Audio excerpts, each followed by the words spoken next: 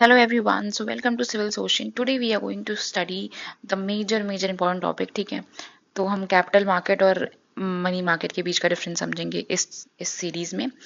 मैंने monetary policy, physical policy, even inflation and employment सब करा लिया है. प्रीवियस वीडियो में प्लेलिस्ट रखी हुई है, आप देख सकते हैं. ठीक है, so let's start without wasting any time. So money market and capital market. Okay, money market देखो क्या होता है. मनी मार्केट है ना, मनी. तो ये देखो, मैंने एक पिछले वीडियो में बताया था कि जो यहाँ पे कैपिटल होता है वहां पे मतलब बड़ा पैसा. तो अभी मनी है यहाँ पे, तो यहाँ पे हम छोटा इसको मान के चलेंगे. इसको यहाँ पे छोटा भाई और ये कैपिटल को बड़ा भाई. तो छोटा भाई जो है वो 1 साल से कम उसकी उम्र है, शॉर्ट टर्म है ना, 1 साल से कम. और कैपिटल मार्केट में क्या होता है, 1 साल से बड़ा भाई बड़ा है, ऑब्वियसली इससे 1 साल से ऊपर हो सकता है वो, बट इससे तो बड़ा ही है, तो 1 साल से ऊपर ही होगा. लिक्विडिटी मैनेजमेंट, कैपिटल फॉर्मेशन, ठीक है, डिफरेंसेस. इसके इंस्ट्रूमेंट्स क्या क्या कैसे कैसे हम बता सकते हैं कि मनी मार्केट में यूज होता है. टी बिल्स है, कमर्शियल पेपर है, यहाँ पे शेयर्स है, बॉन्ड्स है, डिपेंचर्स है. देखो बड़े बड़े नाम ना, debentures, shares, this kind of things comes under the capital market. अब इसका रेगुलेटर कौन है, मनी मार्केट का रेगुलेटर कौन है, ओनली एंड ओनली आरबीआई. ठीक है, और जब हम इसकी बात करते हैं, इसकी कैपिटल मार्केट, तो इसकी जो है वो सेबी है. We have to remember this. इसमें रिस्क क्या होता है, लो. क्यों भाई, ये शॉर्ट टर्म के लिए होता है ना, और प्लस आरबीआई कर रहा है, तो समझो इस बात को. शॉर्ट टर्म के लिए आरबीआई कर रहा है, तो ऑब्वियसली रिस्क कम होता है. अब यहाँ पे रिस्क हाई रहता है. क्यों, एक तो पहली बात तो पीरियड ज्यादा होता है ना, इसका लॉन्ग टर्म होता है, 2 साल 3 साल कितना भी हो सकता है. प्लस सेबी कर रहा है, आरबीआई से तो कम ही है ना सेबी, एक तरीके से देखा जाए तो हम हाई. ठीक है, तो ये रिस्क हाई है. अब रिटर्न इसमें लो होता है, क्योंकि यार देखो सीधी सी बात है, गवर्नमेंट की चीजें तो रिटर्न जो है वो लो होता है. देखो मैं इसको इजी वे में समझाने की कोशिश कर रही हूँ, बाय द वे मत लेना. ठीक है, रिटर्न इसका क्या होगा, लो होगा, और यहाँ पे रिटर्न जो है हाइयर होगा. ऑब्वियसली बड़ा पैसा हम लगाए भाई, शेयर मार्केट में लगाते तो हमें बड़े 1 करोड़ मिलते, 2 करोड़, मतलब ऐसे, मतलब वैसे मिलता है पैसा. ठीक है, तो हमें ये सारी चीजें पता होनी चाहिए. अब ये मनी मार्केट के इंस्ट्रूमेंट्स क्या क्या हम लोग पढ़ेंगे आगे, इसका मतलब समझेंगे. टी बिल्स है ना, commercial paper, certificate of deposit, call money. Capital market में क्या है, बड़े बड़े टाइप के नाम है, जैसे सेकेंडरी मार्केट है ना, प्राइमरी मार्केट है, सेबी सेबी रेगुलेट करता है, बस इतने याद रखना है. तो चलो हम लोग मनी मार्केट में आते हैं.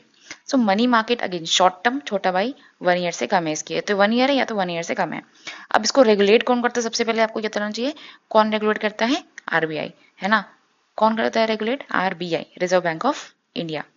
अब इसका पहला जो इंस्ट्रूमेंट यूज होता है वो है T bills. Very very important for exam, UPSC के लिए तो बहुत ज्यादा इंपॉर्टेंट है. तो ये शॉर्ट टर्म होता है ऑब्वियसली, है ना. टी बिल्स कहीं पे भी पढ़ोगे तो वो शॉर्ट टर्म ही होता है, issued by the government of India.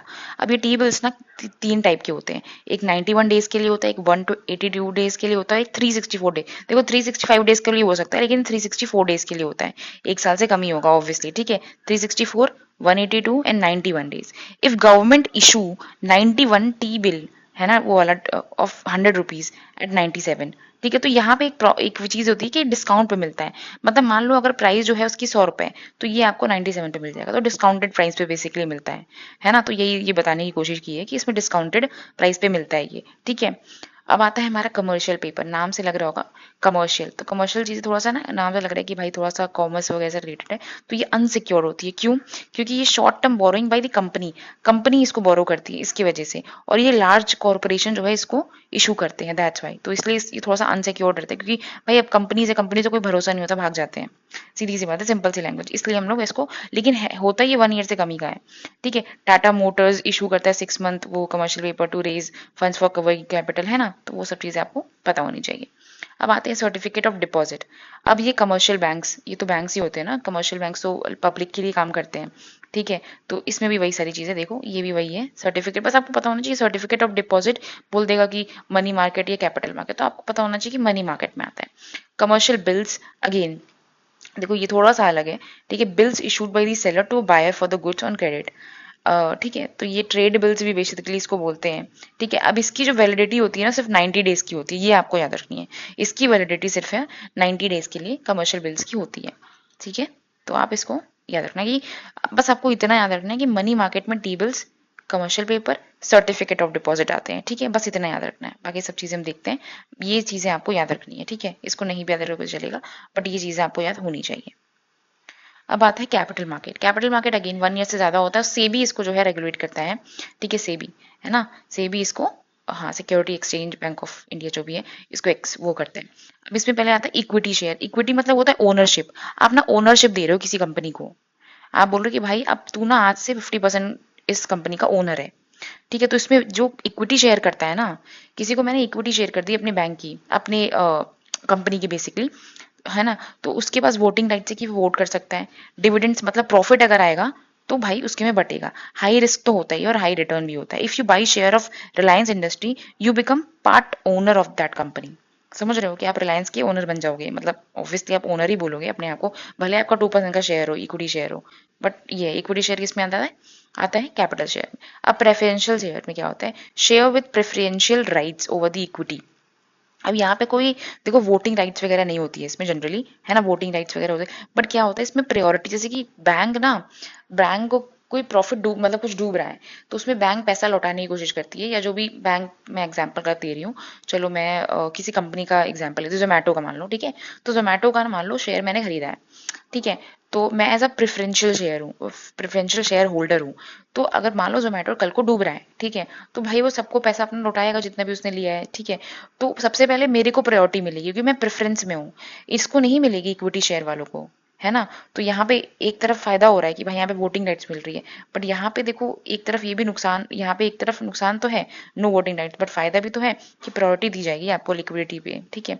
अब आता है debentures, long term debt instrument issued by the companies. Again companies का ये पूरा सेबी वेबी का ना सारा कंपनीज का होता है।